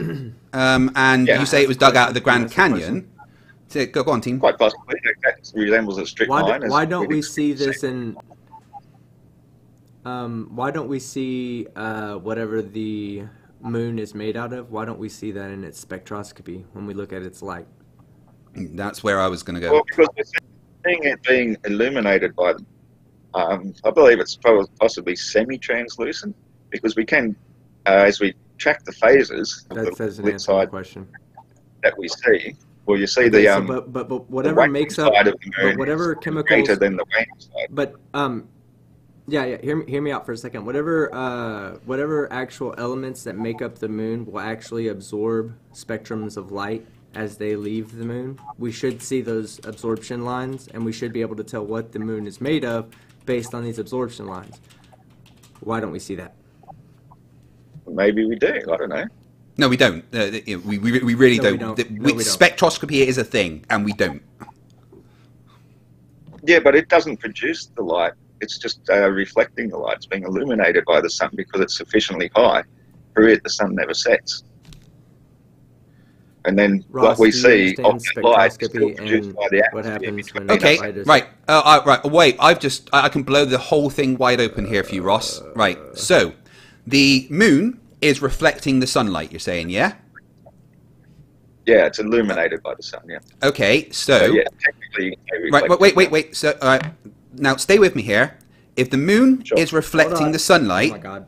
and the sun has gone behind the horizon because of distance diminution and stuff, and we don't see the light from the sun. Wait. Right. Yeah, okay, whatever. It's gone behind the point that we can see because of convergence and perspective and stuff, and we don't see the sunlight. Wait, stop interrupting me. Just stay with me here, right? We don't see the sunlight. It's no. Just stay with me, right? We don't see the sunlight because it's nighttime, right? How is the moon reflecting the light if we're not seeing it on a flat Earth? If we were up as high as the moon is, the sun would never set.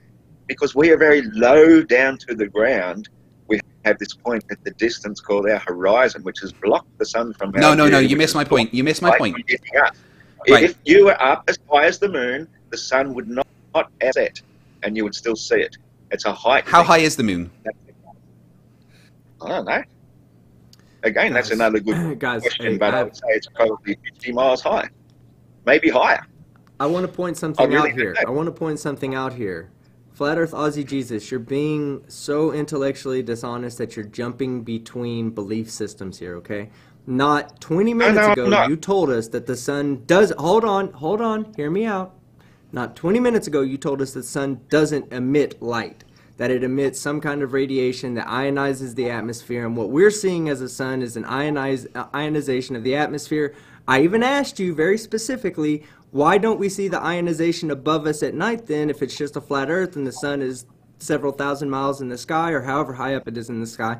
Why don't we see this? And you were like, because it just runs out. It just stops for whatever reason. So now you can't come back and say that for a further distance away, the sun is actually is influencing the moon with light when you just told us there is no light coming from the sun. It's just ionizing radiation. Yeah, because the moon is in that particular part of the atmosphere where it still captures that. Oh, as you can see, if you look at pictures of the moon, how they illuminate the clouds, for example, they only illuminate the clouds directly between your line of sight. So the whole factor is you have to understand the nature of light itself. The moon only exists because we're still seeing it through the amount of atmosphere that we see. When you put a balloon up, or a helium balloon up with a camera, you don't see the moon. I've never seen the moon in any of these images. The moon only appears because we're viewing it through the illuminated gases between us and the moon. So technically, you're still seeing an apparition at all times, same as the sun is an apparition. And if you were able to go sufficiently high enough, eventually the sun would also disappear. But because these helium balloons only go so far up into that... Apparitions don't emit light. Holograms don't emit light. The light itself is the apparition. Okay, Ross, you live in Australia, right? So let me ask you a question about Australia. Is the daytime, is the night ever longer than the daytime in Australia? Yeah, it's the reverse. No. In daytime in Australia is sorry, let's see the way around. The daytime in Australia is never longer than the night. That's a fact, right? Sorry, I got the other way around there when I was trying to make a point, right? So daytime in Australia is never longer than the night, all right? So on a flat Earth, daytime near the equator is 8 hours long, but nighttime near the equator is 16 hours long. Southern parts of the Earth would never experience summer. Like these are things that are impossible on a flat Earth. No, that's because you don't understand the nature of how the sun is producing the light and the way the seasons work. The sun itself is constantly I understand the seasons. But it moves higher and lower to create the seasons. When it's furthest away from us, it gets the furthest up until June 22nd, which is how the inside centre has its sun, because direct sunlight creates the most heat. As it descends down, it appears to go in a bigger and bigger circle, even though it's actually going in the same size circle. So why do I have summer when you have winter? Because the sun, when it's change in the, is when you have summer. How do you explain the violation of conservation of momentum? How about that? Right, explain that. How do you violate? Where is the sun getting the energy, and where is the sun getting the energy, and where is it losing to slow down and speed up over the different tropics?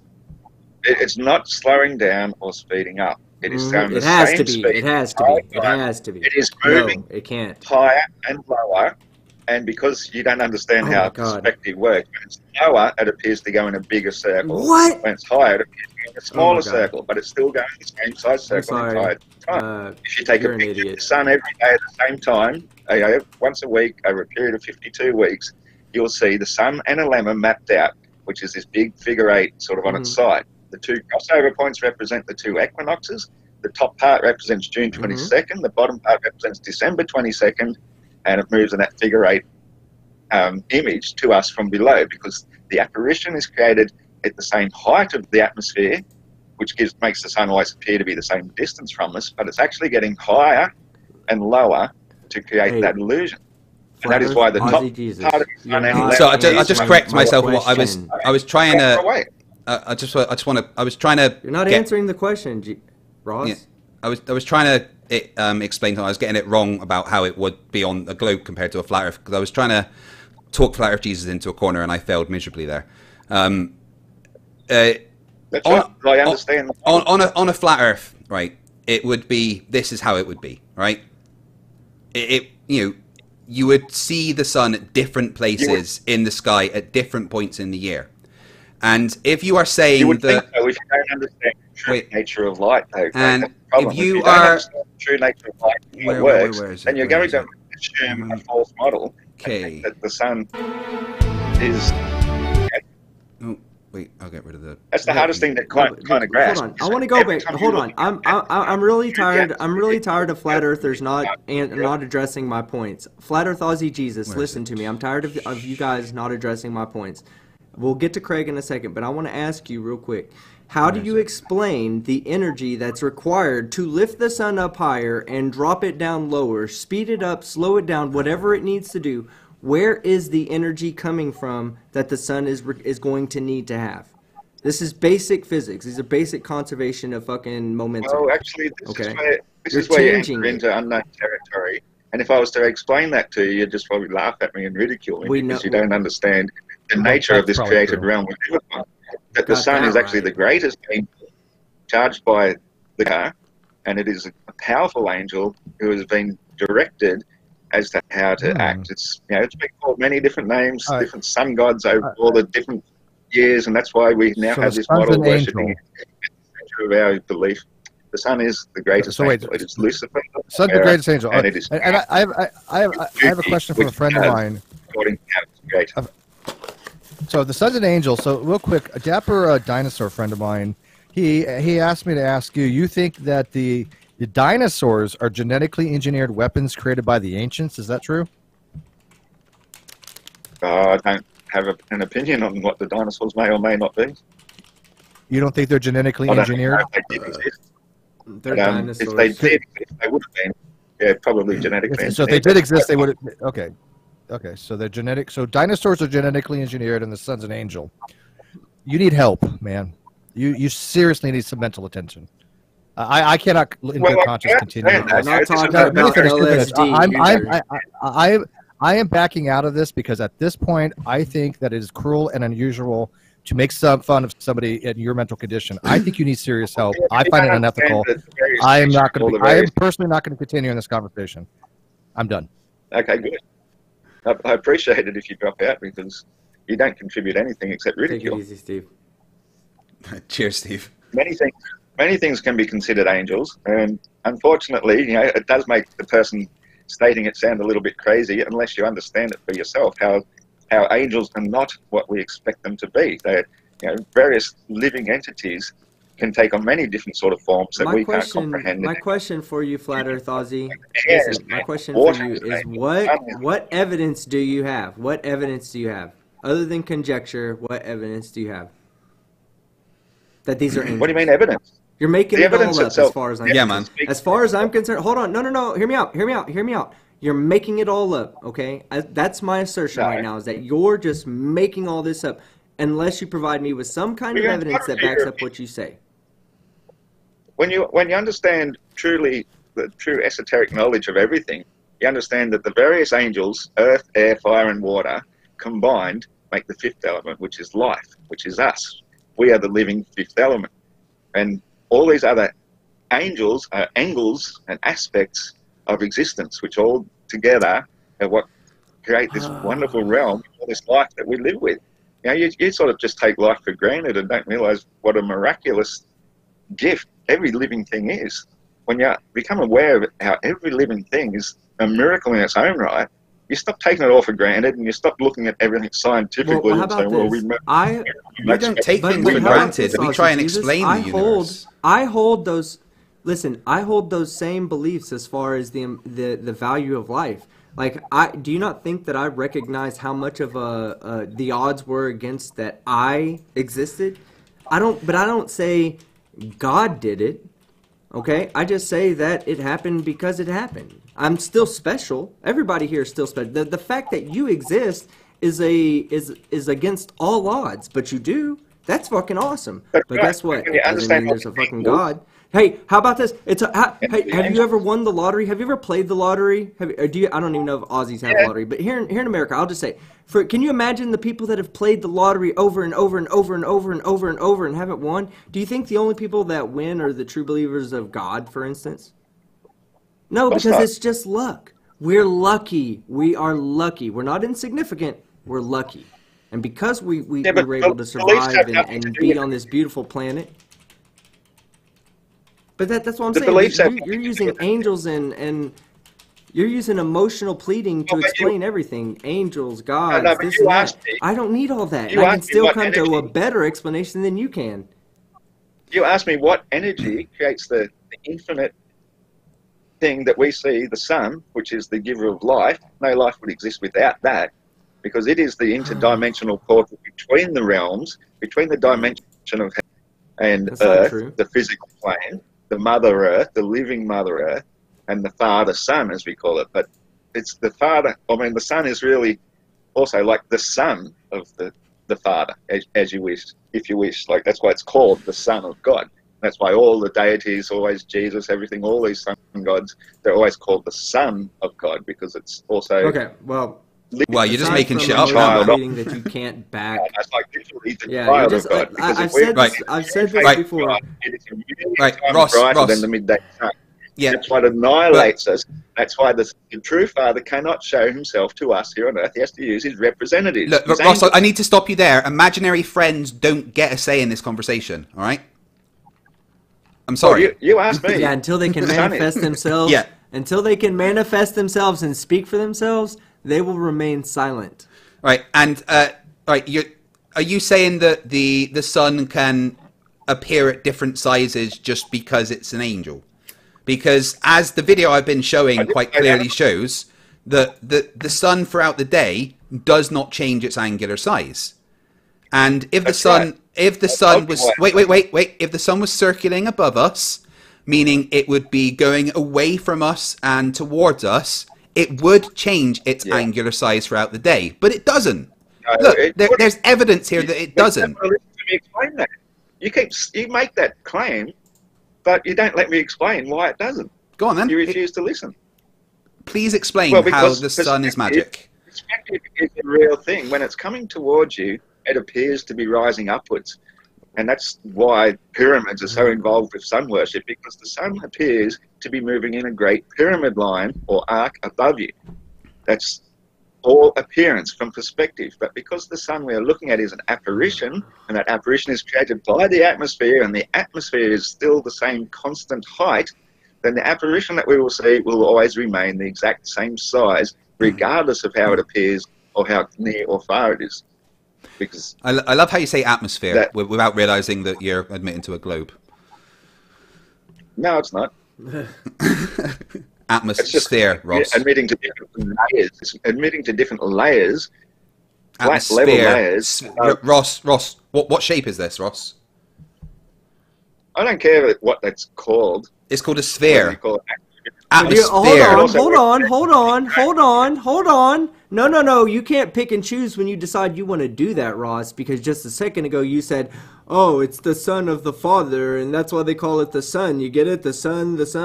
You're making these connections between words that have no meanings, but then when you use a word like atmosphere and we want to use your same logic and point out how you're doing the same thing, and you're like, no, that time it didn't mean that.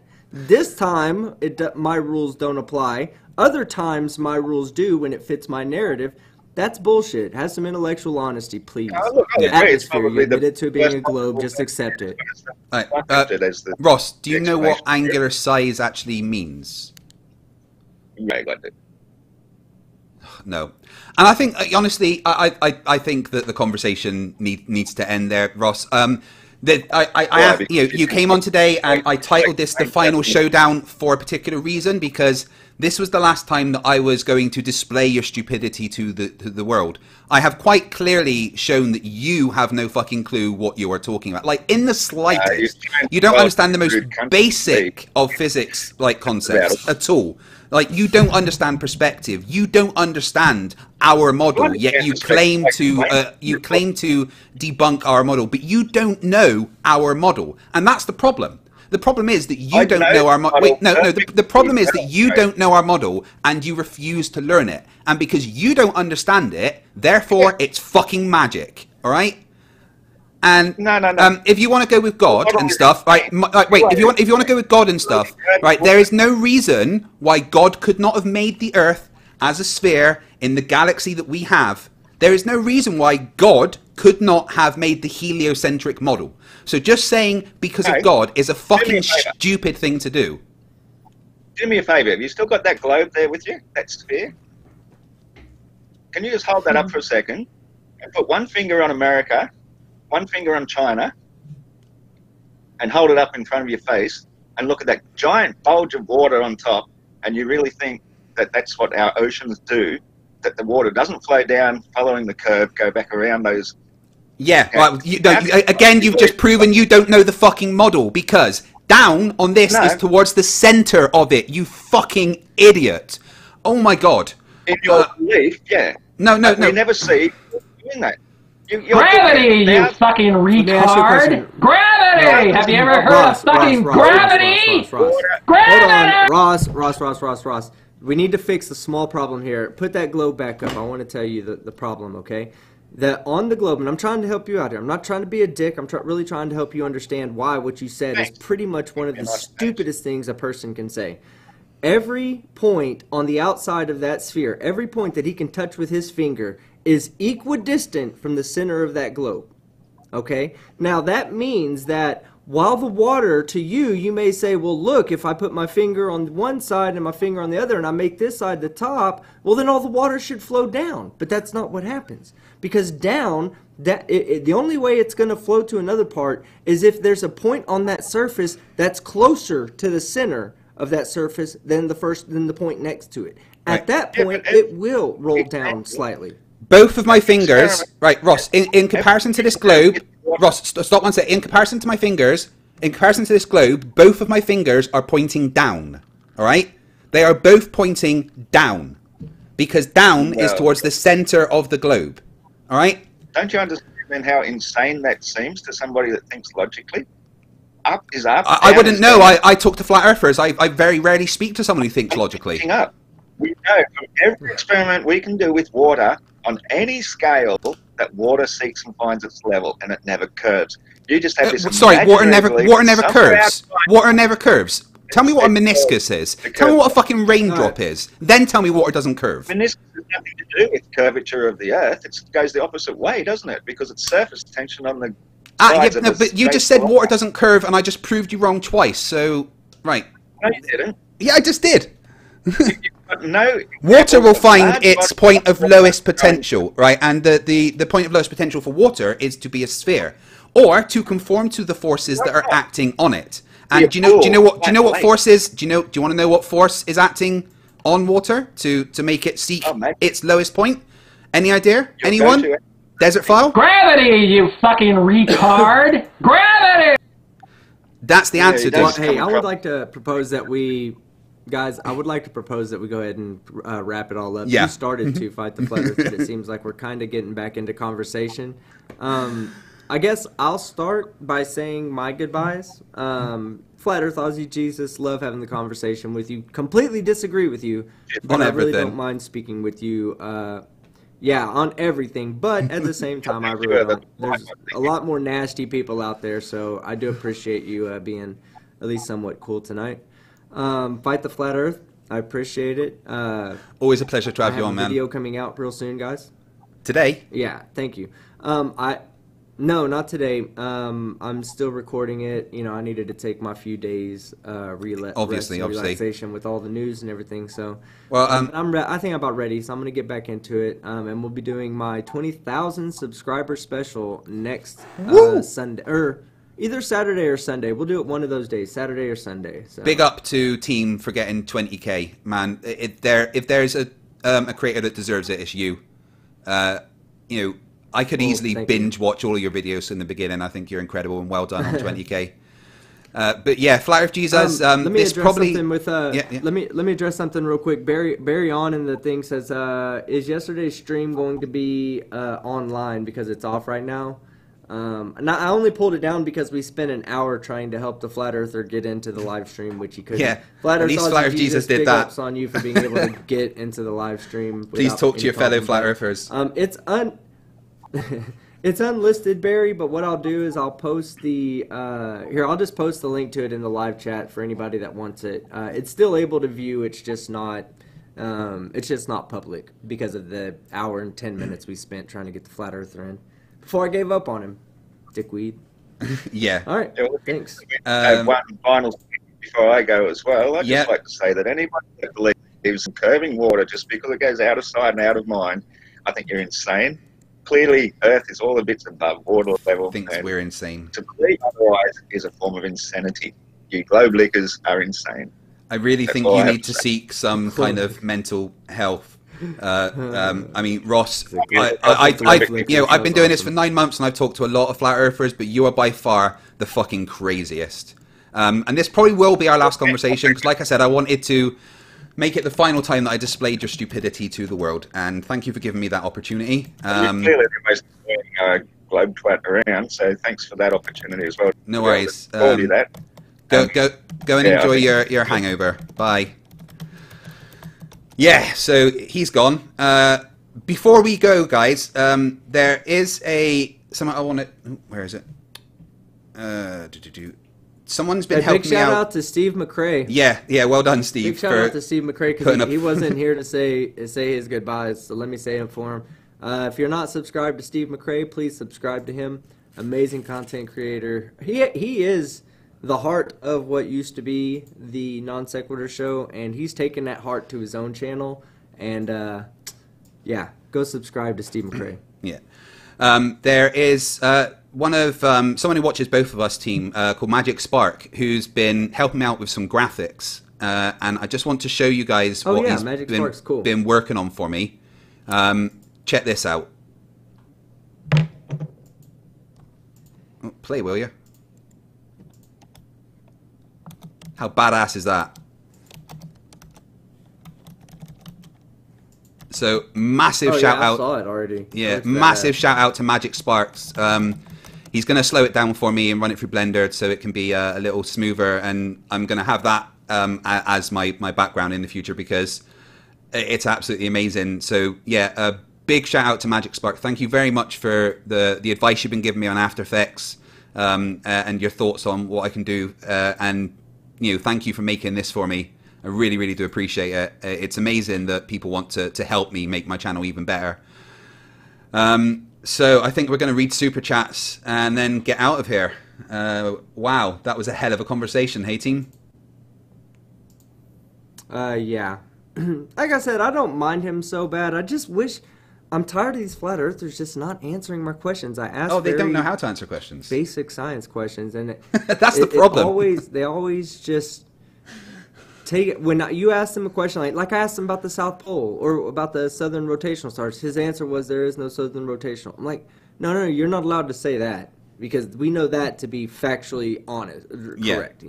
There is a southern. Oh, but yeah, the constellations do go up in an arc. Well, then if it's in an arc, it means it's around one fucking point. God damn, do you not even understand what you say? Like, it's so dumb. Like, you just told me there was no point and said, but it does go in an arc around a point. Okay. Yeah. Fucking idiot. But anyway, I do like the conversation with him. At least he's not nasty. Like no, I know. But like the title of this episode shows, the final showdown, that will be the last time that I bring Flat Earth Jesus on. He really wanted to have the final conversation. So, I gave it to him.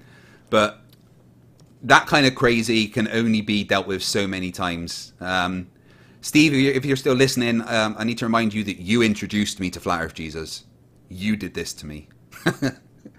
But let's look at my super chats. Thank you guys for all the super chats. I really do appreciate it. Stephen Steen starts it off. I love you, Stephen, by the way. With 199, you need to drink to believe in the ball Earth.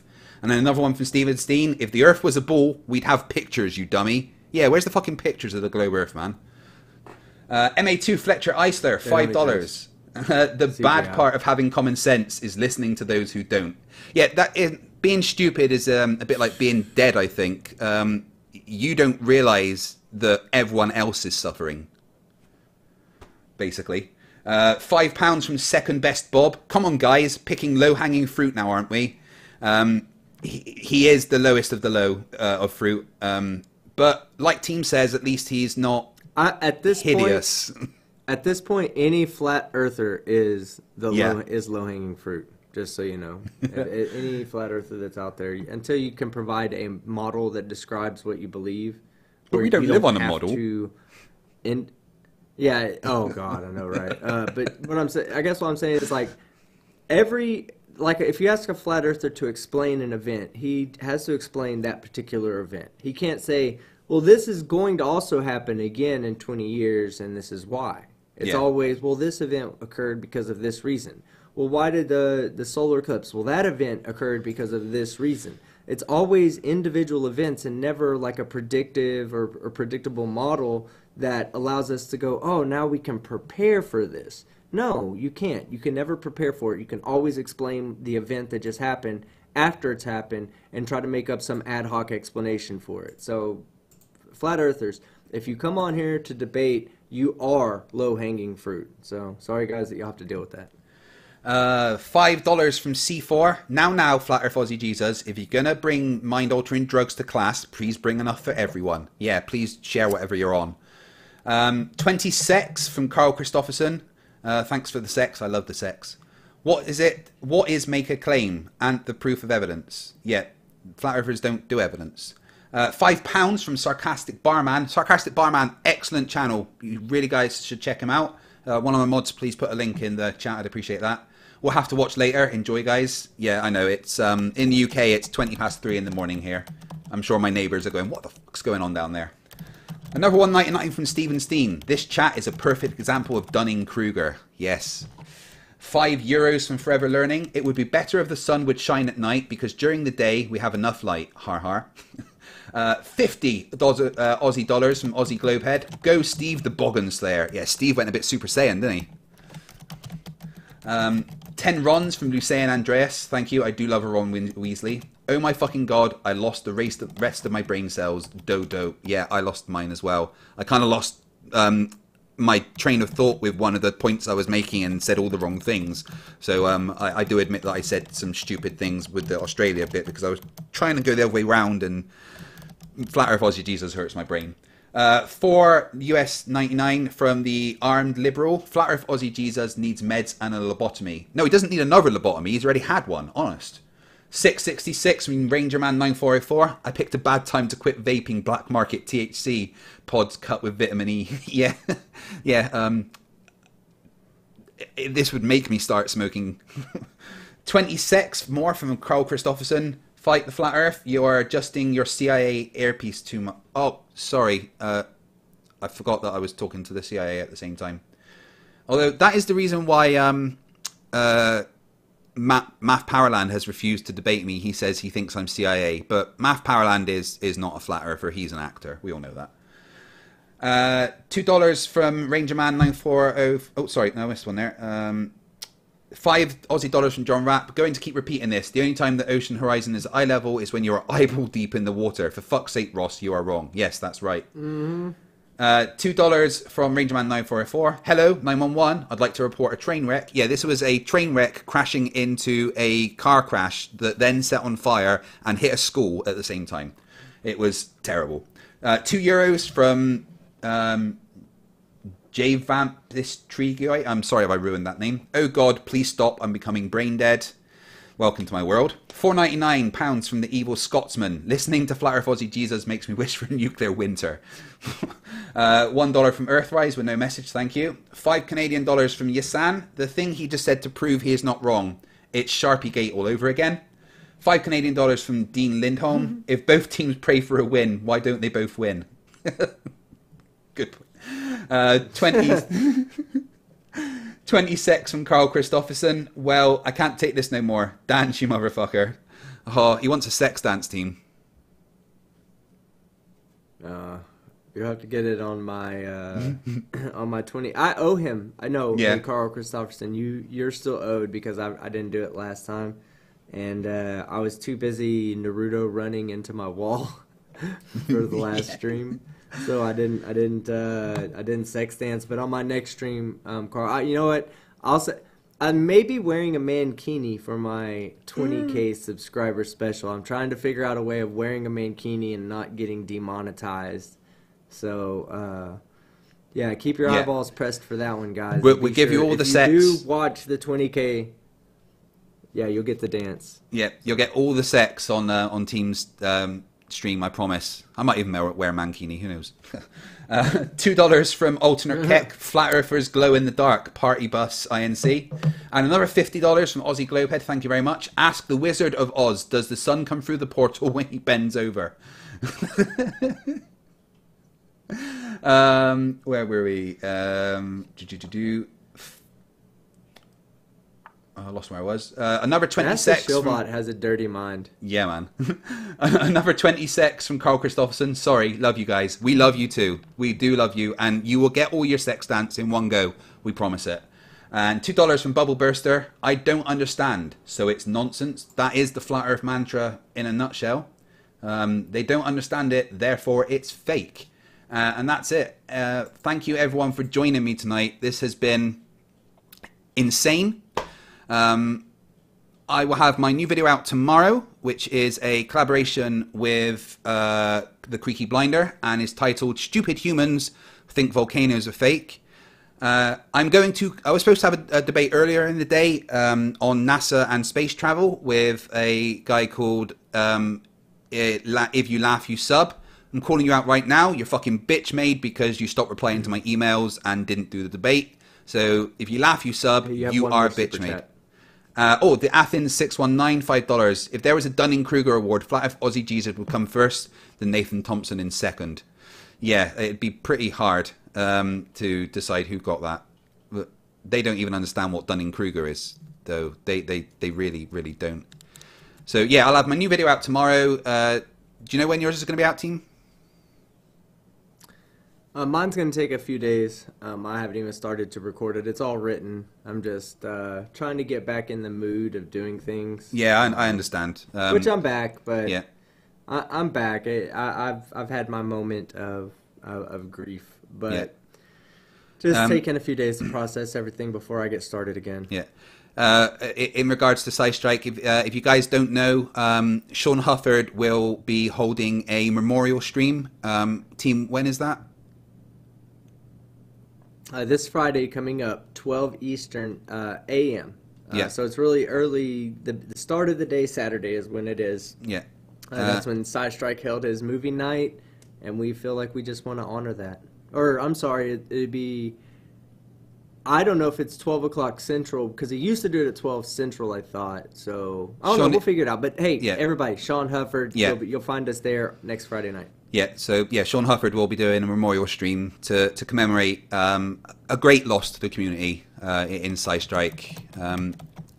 You know, it's horrible to, have that happen, and I think Sean is the perfect person to give him a good a good send off and commemorate him in the best way. So props to Sean for organising that. So yeah, guys, subscribe to Sean Hufford and check it out next Friday for Psystrike's memorial stream. Another super chat, $5 from Stringer News 1. Flat Earthers are lobbying to have a new SI unit called the IDK. Yeah, they don't know fuck all. But that's about it for tonight. Anything else you want to say, team? Yeah, just with that in light of everything that's happened recently, you just gotta remember those who are close to you and remember to tell them that you love them at every opportunity you get, because you never know when you're gonna lose them. Yeah. And I love every one of you guys out there. You guys help support me, and you do it in crazy ways that I never thought possible. So I appreciate every one of these guys that are out in the chat, everybody that's in this community. Including yourself, I love you too, bro. Grown to become really good friends, and it's just a tight knit community, and just a shame. So love you guys. We do love you all. I'm out of here after that. Yeah. Remember, stupidity is not a right. Fight the flat earth. Fight the flat. Fight the flat. Fight the flat.